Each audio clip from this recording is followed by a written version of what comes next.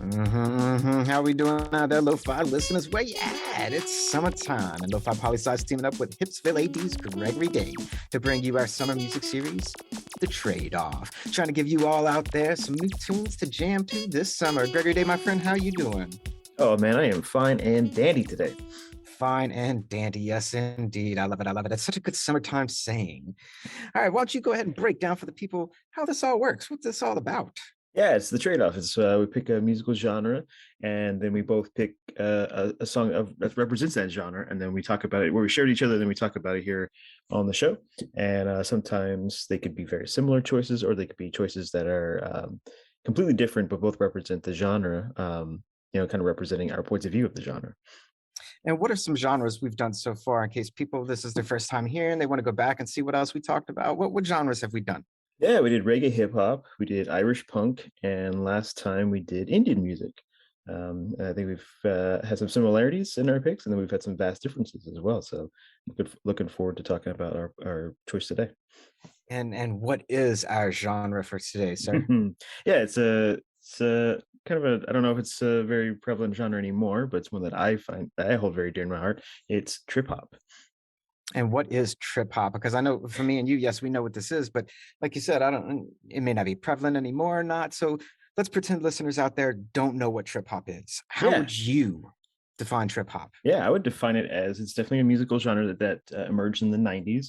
It mixes down-tempo beats, record scratches, moody orchestral samples, and it not all the time, but most of the time has a female singer that's that kind of evokes like lounge music or jazzy, um, lonely jazzy kind of music. This is music that's kind of synonymous with bands like Portishead and Tricky and Massive Attack. Um, yeah, it's like music. I guess for me growing up, it was like what the future was going to sound like, but it definitely um, didn't really stick around.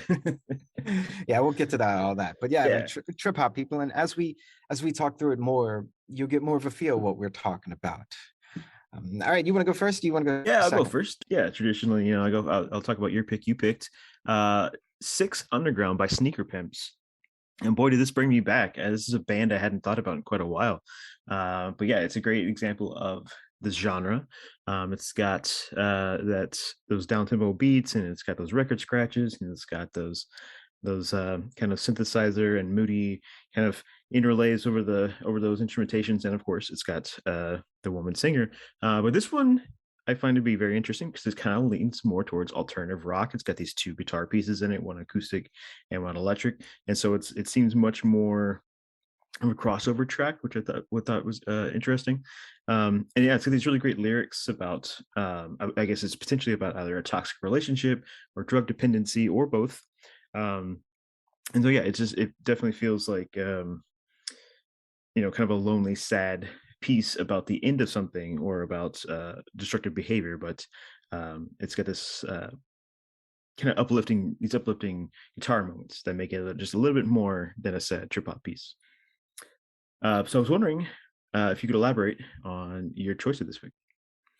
Yeah, so to give a little more for people out there, like who sneaker pimps are, first off, awesome names, sneaker pimps. I mean, just Hmm. like, and it's so 1990s, really. And the group Yeah. came out, they got together in 1994, and Six Underground came out in 1996. It was their Yeah. first single off their debut album, Becoming X. Which kind of goes with that theme, you were talking about in the song, toxic relationships and potentially like drugs and alcoholism and different things like this. Like this was a major topic for music in the 1990s. But I remember this song coming out like vividly. And trip hop was really taking the scene by storm at that point in the 1990s. And, it wasn't necessarily in the mainstream. Like if you look at hip hop and rap was really coming in hard in the 1990s and really making its huge debut into the mainstream. Trip hop was coming out, but not into the mainstream like that. But I think Sneaker Pimps was probably one of the more prominent, if not the most prominent trip hop group that did somewhat make it to the mainstream.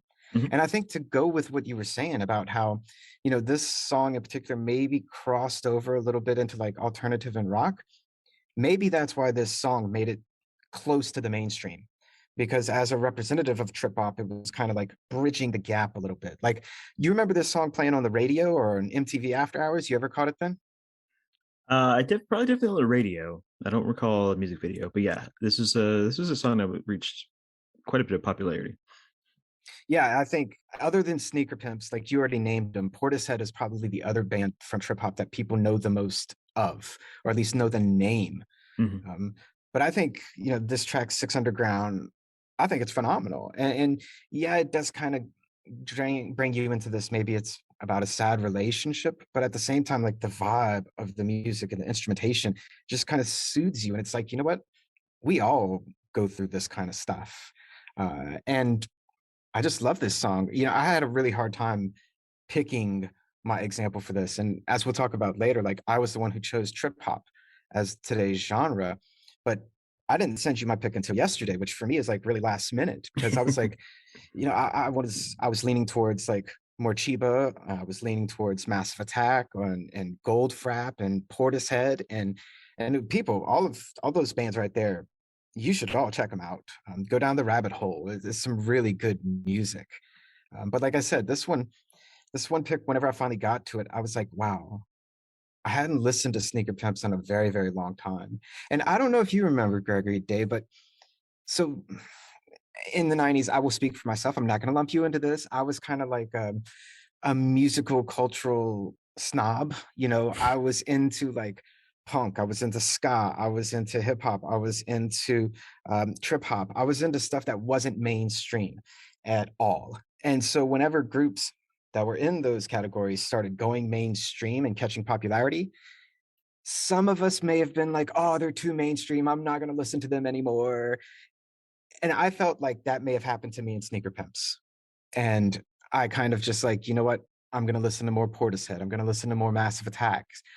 But when I heard Sneaker Pimps again yesterday, I was like, dude, this is a great song. I was like, this is my pick. This is what I'm going for.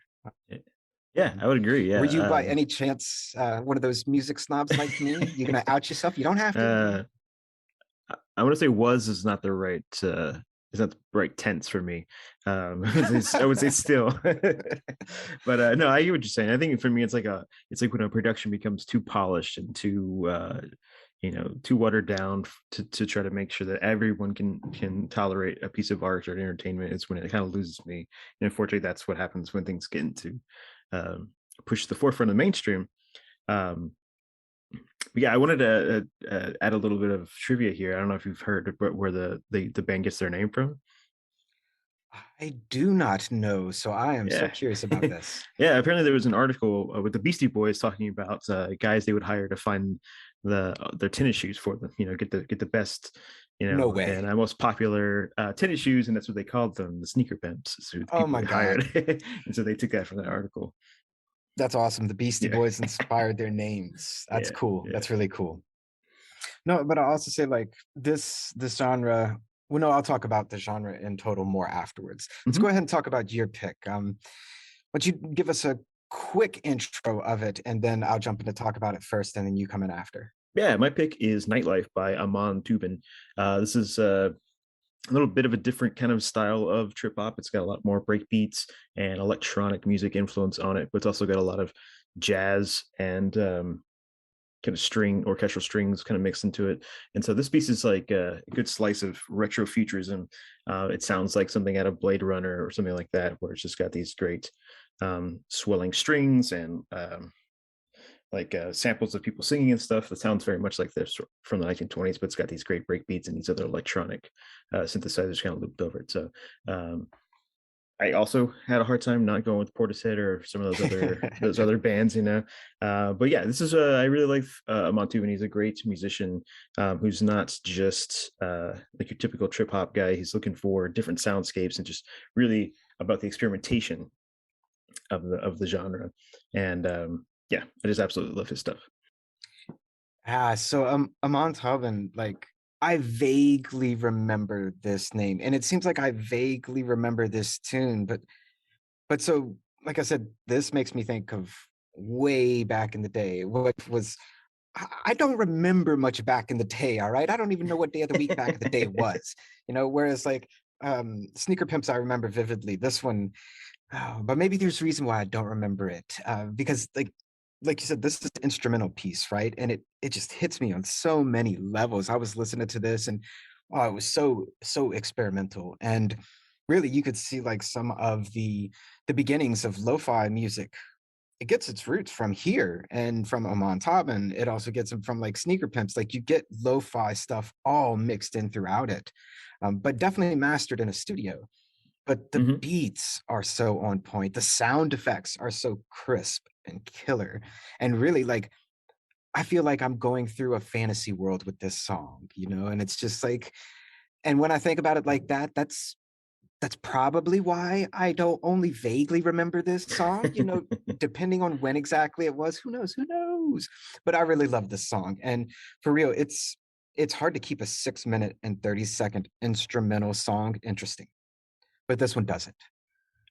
But why don't you go ahead and tell us a little bit more and tell us like why you picked this one for today?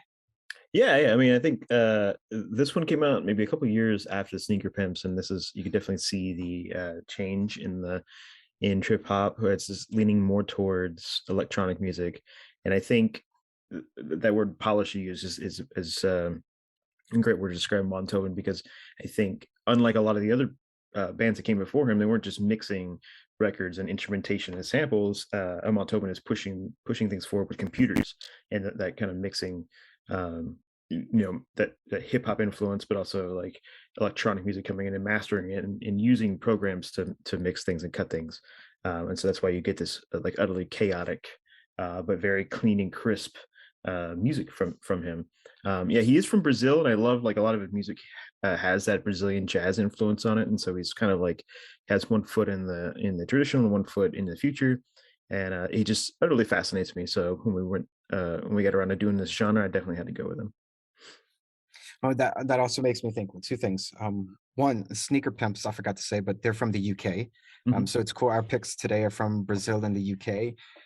And I want to reiterate what you just said, that like trip hop was starting to bring in computers into the mastering of music.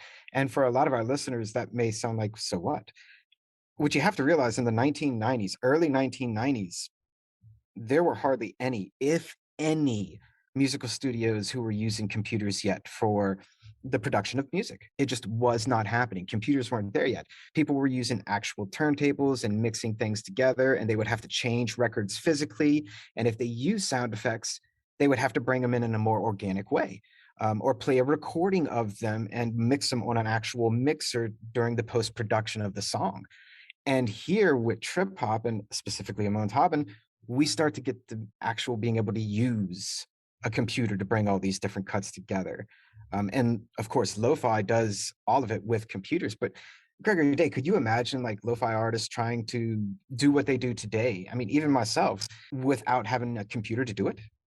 No, not at all. I mean, it's like you got to record, probably I would say with so I do know for a fact, like the original Portishead record, it was like recording samples from music onto other devices, and then they actually used new pressings of those recordings so that they could scratch them in that record. So like they would this, it's a recording already, so it makes it poor quality, and then importing, scratching that into another record. And then recording that record, it creates that lo-fi quality. So they had to do all of that stuff by hand. That's a huge production to not only record a sample but then press it into a record so you could then record it again. But today it's like you could just do all that in a computer with much less time and money. So yeah, it creates, it opens the door for many people to be able to make music and at a much cheaper cost. Oh, without a doubt. And I find it, oh, we got some lo-fi music going on in the background, people playing some heavy beats. I don't know if we'll be able to hear it in the recording, but if it do, I'm not going to cut it out. Airplane just rode by. At least people aren't cutting grass today. That happened to me a couple weeks ago. People were cutting grass, and I was like, lo-fi grass cutters. That'd be a cool name. Anyway. Um, but now I want to talk about a second, like why I chose trip hop and Hmm. what it all means to me. And you can jump in anytime you want on this. So like you said, we've done Irish punk, we've done, which is like a mix of two genres, right? You know, we did reggae hip hop, which is like a mix of two genres. We did Indian music, and within that, we even brought like a subgenre with Hindustani and Pakistani music blending in with Indian music. And then here we're at trip hop. And the reason why I love this so much, I find perhaps more often than not, especially in the 90s, when you think about it in the 1990s, and it was definitely the case in the 1980s, music was dominated by men, whether it was complete male bands or just male lead vocals. But the music industry was a male dominated industry. But whenever, there may be a couple examples like R&B and country music. You can think of some pretty real big standouts and several of them in those two genres. But if you think rap, hip hop, reggae, rock, metal, punk, ska, all of those, the big names and predominantly were men. But then trip hop comes along in the early 1990s, and almost all of the most famous groups are female led and female vocalists or female groups and all. And it's just, to me, it kind of represented, especially in the 90s, going towards the 2000s, it's like the world's changing. And the way we think about music and the way that trip hop was approaching music, especially with so many female leads and female predominant bands, it was showing us a different way. And it was something that we all wanted to evolve into going into the 2000s. So I kind of feel like trip hop for me has a special place as like the turn of the millennia, and with female representation in music. What do you think about it? Yeah, I'd say trip hop is something that just completely floored me. I think the first time I heard it, it was just something new and exciting, and it just opened the door, many doors to different musical ideas for me. I mean, it's just like you grow up listening to just like what's on MTV or rock or any of these more traditional music genres coming into the 90s, and then you have this new thing that's just like it sounds like it's from some old world that never existed yet. It sounds like it's from some new world that's hasn't started yet. And like it's just and all these different mixes and like all these different samples and kind of like I think it's the first time I ever heard a musical genre that was a mashup of different things. Yeah, sure, we had hip hop and like sampling in that, which definitely is a huge influence on this, but this sounded like something completely new and different. And which is why I still listen to it today, 30 years on from when these bands first debuted, because it still sounds fresh to me, and it still sounds as exciting as it did back then. And so it had a great profound effect upon me. I can agree more with all of that. Like, really, I still listen to these groups today. I even on, so some people are gonna be like, "You have a Pandora?" Yes, I still have Pandora. I mostly listen to Spotify, but I have Pandora for one very specific reason, because I've been having Pandora since like way back early 2000s when it came out, and some of my stations on Pandora I've been having for like over 15 years. It's like 15 years of thumbs up, thumbs down of like different music and stuff. And Trip Hop Station is one of those Pandora stations that I still regularly go back and listen to. So again, people out there, Amon Taban, Sneaker Pimps, Portishead, Morchiba, Goldfrapp, do yourself a favor and check out these bands. If you've never heard them before, they have a lot to offer for sure. But Gregory Absolutely. Day, what are we listening to for next time? What's your genre pick? Yeah, next time we do this show, we're getting into metal. I won't elaborate more on that because I think you and I will come to the table with very different points of view on this. And so I'm just saying metal because there are like, I don't want to get into that pedantic conversation about the millions of different subgenres of metal, but I can't wait to see what it is that we come to the table with on this one. Most certainly so. And I'll probably be last minute with this one when I send it to you as well. And people out there listening, if you listen to some trip hop or you listen to some Indian music, some reggae, hip hop, any of the things that we've talked about before, and something clicks with you, write on in, talk to us about it, and we'll talk about it on air. And Gregory Day, till the next trade-off, turn it up and play it loud. Yes, sir.